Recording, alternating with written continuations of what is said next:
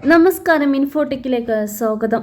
ജമ്മു കാശ്മീരിന്റെ സംസ്ഥാന പദവി പുനഃസ്ഥാപിക്കണമെന്ന ഹർജിയിൽ സുപ്രീം കോടതി ഓഗസ്റ്റ് 8 വിധി പറയും. ചീഫ് ജസ്റ്റിസ് BR ഗവായിയും വിധി പറയും.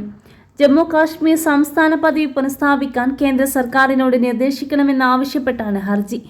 ജമ്മു കാശ്മീരിന്റെ പ്രത്യേക പദവി റദ്ദാക്കിക്കൊണ്ടുള്ള രാഷ്ട്രപതിയുടെ വിജ്ഞാപനം 2023 സുപ്രീം കോടതി ശരിവെക്കുകയായിരുന്നു. 2 കേന്ദ്രഭരണ പ്രദേശങ്ങളായി വിഭജിച്ച മേഖലയ്ക്ക് സംസ്ഥാന പദവി തിരിച്ചു നൽകണമെന്നും തെരഞ്ഞെടുപ്പ് നടത്തണമെന്നും കോടതി നിർദ്ദേശിച്ചു. എന്നാൽ കൃത്യമായ സമയപരിധി നിശ്ചയിച്ചിരുന്നില്ല. കോളേജ് അധ്യാപകനായ നഹൂർ അഹമ്മദ് ഭട്ടും സാമൂഹ്യ പ്രവർത്തകനുമായ ബുർഷൈദ് അഹമ്മദ് മാലിക്കുമാണ് പുതിയ ഹർജിയുമായി സുപ്രീം കോടതിയെ സമീപിച്ചിരിക്കുന്നത്. വിധി വന്ന് 11 മാസം കഴിഞ്ഞിട്ടും മേഖലയിലെ നിയമസഭാ തെരഞ്ഞെടുപ്പ് സമാധാനപരമായി നടന്നിട്ടും സംസ്ഥാന പദവി പുനഃസ്ഥാപിക്കുന്നതിനുള്ള ഒരു നടപടിയും കേന്ദ്രം സ്വീകരിച്ചിട്ടില്ല എന്ന് ഹർജിയിൽ പറയുന്നു.